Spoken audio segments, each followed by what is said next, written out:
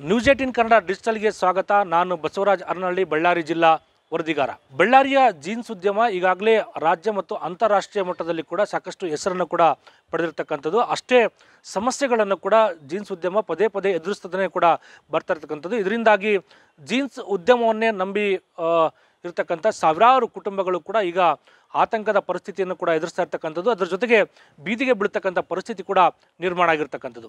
ಇದಕ್ಕೆ ಪ್ರಮುಖ ಕಾರಣ ಆಗಿರ್ತಕ್ಕಂಥದ್ದು ಈಗಾಗಲೇ ಪರಿಸರ ಮಾಲಿನ್ಯ ನಿಯಂತ್ರಣ ಮಂಡಳಿ ಸುಮಾರು 36ಕ್ಕೂ ಹೆಚ್ಚು ವಾಷಿಂಗ್ ಯೂನಿಟ್ಗಳನ್ನು ಕೂಡ ಈಗಾಗಲೇ ಕ್ಲೋಸನ್ನು ಕೂಡ ಮಾಡಿರ್ತಕ್ಕಂಥದ್ದು. ಇದಕ್ಕೆ ಪ್ರಮುಖವಾಗಿ ಕಾರಣ ಆಗಿರ್ತಕ್ಕಂಥದ್ದು ವಾಷಿಂಗ್ ಯೂನಿಟ್ಗಳಿಂದ ಬರ್ತಕ್ಕಂಥದ್ದು ತ್ಯಾಜ್ಯದ ನೀರು, ಇದನ್ನು ಸಂಸ್ಕರಣ ಮಾಡಲಾರದೆ ಹಾಗೆ ಹೊರಬಿಡಿರ್ತಕ್ಕಂಥ ಹಿನ್ನೆಲೆಯಲ್ಲಿ ಈ ಒಂದು ತ್ಯಾಜ್ಯದಿಂದ ಪರಿಸರ ಮಾಲಿನ್ಯ ಆಗುತ್ತೆ ಅನ್ನೋ ನಿಟ್ಟಿನಲ್ಲಿ ಕೂಡ ಈಗಾಗಲೇ ಸಾಕಷ್ಟು ದೂರುಗಳು ಕೂಡ ಬಂದಿರತಕ್ಕಂಥದ್ದು. ಈ ಹಿಂದೆ ಕೂಡ ಈ ಒಂದು ಜೀನ್ಸ್ ವಾಷಿಂಗ್ ಯೂನಿಟ್ಗಳಿಗೆ ಅದರ ಜೊತೆಗೆ ತ್ಯಾಜ್ಯ ಬರ್ತಕ್ಕಂಥ ಸಂದರ್ಭದಲ್ಲಿ ಕೂಡ ಅಲ್ಲಿ ಈ ಹಿಂದೆ ಉಪಲೋಕಾಯುಕ್ತರು ಕೂಡ ಭೇಟಿ ಕೊಡ್ತಕ್ಕಂಥ ಸಂದರ್ಭದಲ್ಲಿ ಕೂಡ ಒಂದು ಪರಿಶೀಲನಾ ಮಾಲಿನ್ಯ ನಿಯಂತ್ರಣ ಮಂಡಳಿ ಅಧಿಕಾರಿಗಳಿಗೆ ಕೂಡ ಒಂದು ಖಡಕ್ ಸೂಚನೆಯನ್ನು ಕೂಡ ಕೊಟ್ಟಿರ್ತಕ್ಕಂಥದ್ದು.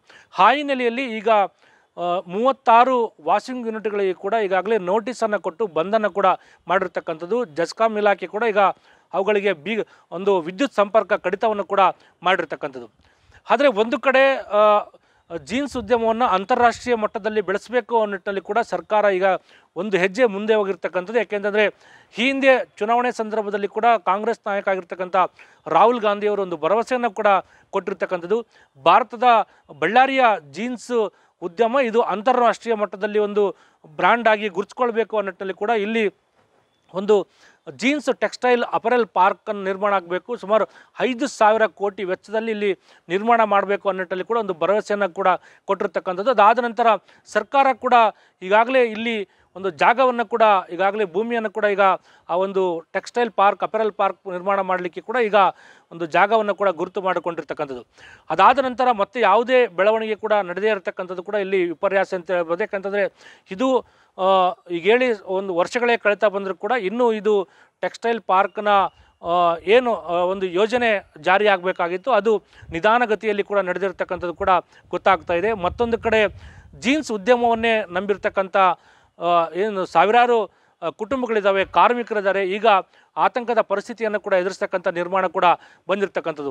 ಒಂದು ಕಡೆ ಇಲ್ಲಿ ಟೆಕ್ಸ್ಟೈಲ್ ಪಾರ್ಕ್ ನಿರ್ಮಾಣ ಆದರೆ ಇನ್ನಷ್ಟು ಉದ್ಯೋಗಗಳು ಸಿಗ್ಬೋದು ಅನ್ನೋ ನಿಟ್ಟಿನಲ್ಲಿ ಕೂಡ ಎದುರು ನೋಡ್ತಕ್ಕಂಥ ಸಂದರ್ಭದಲ್ಲಿ ಮತ್ತೊಂದು ಕಡೆ ಜೀನ್ಸ್ನ ವಾಷಿಂಗ್ ಯೂನಿಟ್ಗಳು ಕೂಡ ಬಂದಾಗಿರ್ತಕ್ಕಂಥದ್ದು ಕೂಡ ಇಲ್ಲಿ ಒಂದು ಕಾರ್ಮಿಕರಿಗೆ ಆತಂಕವನ್ನು ಸೃಷ್ಟಿ ಮಾಡಿರ್ತಕ್ಕಂಥದ್ದು. ಯಾಕೆಂತಂದರೆ ಅವರ ಕೆಲಸಕ್ಕೆ ಕೂಡ ಈಗ ಕತ್ತರಿ ಕೂಡ ಬಿದ್ದಿರ್ತಕ್ಕಂಥದ್ದು. ಮತ್ತೊಂದು ಕಡೆ ಈಗ ಜೀನ್ಸು ಅಂದರೆ ಇದು ಹೊಸ ವರ್ಷದ ಹೊಸ್ತಿಲ ಸಂದರ್ಭದಲ್ಲಿ ಜೊತೆಗೆ ಕ್ರಿಸ್ಮಸ್ ಮತ್ತು ಹೊಸ ವರ್ಷ ಕೂಡ ಬರುತ್ತೆ. ಇಂಥ ಸಂದರ್ಭದಲ್ಲಿ ಬಳ್ಳಾರಿಯ ಜೀನ್ಸ್ಗೆ ರಾಜ್ಯ ಸೇರಿದಂತೆ ಅಂತಾರಾಷ್ಟ್ರೀಯ ಮಟ್ಟದಲ್ಲಿ ಕೂಡ ಸಾಕಷ್ಟು ಬೇಡಿಕೆ ಇರತಕ್ಕಂಥದ್ದು. ಹೊರದೇಶಿ ಕೂಡ ಇಲ್ಲಿನ ಜೀನ್ಸ್ ಕೂಡ ರಫ್ತಾಗ್ತಕ್ಕಂಥದ್ದು. ಇಂಥ ಸಂದರ್ಭದಲ್ಲಿ ಅತಿ ಹೆಚ್ಚು ಜೀನ್ಸ್ಗಳ ಒಂದು ಉತ್ಪಾದನೆ ಕೂಡ ಇಲ್ಲಿ ಆಗಬೇಕಾಗಿತ್ತು. ಆದರೆ ಈಗ ವಾಷಿಂಗ್ ಯೂನಿಟ್ಗಳ ತ್ಯಾಜ್ಯ ಅಂದರೆ ಅಲ್ಲಿ ಪರಿಸರ ಮಾಲಿನ್ಯ ಆಗುತ್ತೆ ಅನ್ನೋ ನಿಟ್ಟಿನಲ್ಲಿ ಕೂಡ ಈಗ 36 ಜೀನ್ಸ್ ವಾಷಿಂಗ್ ಘಟಕಗಳನ್ನು ಕೂಡ ಪರಿಸರ ಮಾಲಿನ್ಯ ನಿಯಂತ್ರಣ ಮಂಡಳಿ ಕೂಡ ಈಗ ಬಂದ್ ಮಾಡಿರ್ತಕ್ಕಂಥದ್ದು. ಆದರೆ ಈ ಸಂದರ್ಭದಲ್ಲಿ ಅಂದರೆ ಡಿಸೆಂಬರ್ ಮತ್ತು ಜನವರಿ ಸಂದರ್ಭದಲ್ಲಿ ಅತಿ ಹೆಚ್ಚು ಜೀನ್ಸು ಇಲ್ಲಿ ಉತ್ಪಾದನೆ ಆಗುತ್ತೆ. ಇದರಿಂದ ಇಲ್ಲಿನ ಉದ್ಯಮದಾರರು ಕೂಡ ಯಾಕೆಂದರೆ ಕೋವಿಡ್ ನಂತರ ಸಾಕಷ್ಟು ಬಳ್ಳಾರಿಯ ಜೀನ್ಸ್ ಉದ್ಯಮಕ್ಕೆ ಸಾಕಷ್ಟು ಹೊಡೆತ ಕೂಡ ಬಿದ್ದಿರ್ತಕ್ಕಂಥದ್ದು, ಸಾಕಷ್ಟು ನಷ್ಟದ ಸುಳಿಯಲ್ಲಿ ಕೂಡ ಜೀನ್ಸ್ ಉದ್ಯಮದಾರರು ಕೂಡ ಇಲ್ಲಿರ್ತಕ್ಕಂಥದ್ದು. ಆದರೆ ಈಗ ಚೇತರಿಸಿಕೊಳ್ತಕ್ಕಂಥ ಸಂದರ್ಭದಲ್ಲಿ ಜೊತೆಗೆ ಡಿಸೆಂಬರ್ ಮತ್ತು ಜನವರಿ ತಿಂಗಳಲ್ಲಿ ಅತಿ ಹೆಚ್ಚು ಜೀನ್ಸ್ ಉತ್ಪಾದನೆ ಆಗ್ತಕ್ಕಂಥ ಸಂದರ್ಭದಲ್ಲಿ ಇದನ್ನೇ ನಂಬಿರ್ತಕ್ಕಂಥ ಜೀನ್ಸ್ ಉದ್ಯಮದಾರರು ಕೂಡ ಈಗ ಸಾಕಷ್ಟು ನಷ್ಟದ ಸುಳಿಗೆ ಸಿಲುಕ್ತಕ್ಕಂಥ ಪರಿಸ್ಥಿತಿ ಕೂಡ ನಿರ್ಮಾಣ ಆಗ್ತಕ್ಕಂಥದ್ದು. ಯಾಕಂದರೆ ಜೀನ್ಸ್ ಚೇತರಿಸಿಕೊಳ್ತಕ್ಕಂಥ ಸಂದರ್ಭದಲ್ಲಿ ಈಗ ಪರಿಸರ ಮಾಲಿನ್ಯ ನಿಯಂತ್ರಣ ಮಂಡಳಿ 36ಕ್ಕೂ ಹೆಚ್ಚು ವಾಷಿಂಗ್ ಯೂನಿಟ್ಗಳಿಗೆ ಬಂಧನ ಕೂಡ ಮಾಡಿರ್ತಕ್ಕಂಥದ್ದು ಸಾಕಷ್ಟು ಜೀನ್ಸ್ ಉದ್ಯಮಗಳಿಗೆ ಆತಂಕವನ್ನು ಸೃಷ್ಟಿ ಮಾಡಿರ್ತಕ್ಕಂಥದ್ದು. ಬಳ್ಳಾರಿ ಜೀನ್ಸ್ ಇಡೀ ಫೇಮಸ್, ಇಡೀ ದೇಶಾದ್ಯಂತ ಮತ್ತು ರಾಜ್ಯಾದ್ಯಂತ ಮತ್ತು ವಿಶ್ವಾದ್ಯಂತ ಫೇಮಸ್ ಆಗಿದೆ. ಬಹಳ ಪ್ರಖ್ಯಾತಿ ಹೊಂದಿದೆ ಬಳ್ಳಾರಿ ಜೀನ್ಸ್ ಅಂದರೆ. ಇವತ್ತು ಆ ಜೀನ್ಸ್ ಫ್ಯಾಕ್ಟ್ರಿಯಲ್ಲಿ ಸಾವಿರಾರು ಜನ ಕಾರ್ಮಿಕರು ಕೆಲಸ ಮಾಡ್ತಾಯಿದ್ದಾರೆ. ಇಂಥ ಸಮಯದಲ್ಲಿ ಇವತ್ತು ಏನು ಪೊಲ್ಯೂಷನ್ ಬೋರ್ಡ್ನವರು ಹಲವಾರು ಜೀನ್ಸ್ ಫ್ಯಾಕ್ಟ್ರಿಗಳನ್ನ ಬಂದ್ ಮಾಡಿದ್ದಾರೆ. ಅವರಿಗೆ ಪತ್ರ ನೀಡುವುದರ ಮುಖೇನ ಬಂದ್ ಮಾಡಲು ತಿಳಿಸಿದ್ದು, ಇವತ್ತು ಆ ಬಂದ್ ಮಾಡೋದ್ರಿಂದ ಹಲವಾರು ಕುಟುಂಬಗಳು ಬೀದಿಗೆ ಬರುವ ಸಾಧ್ಯತೆಗಳಿವೆ.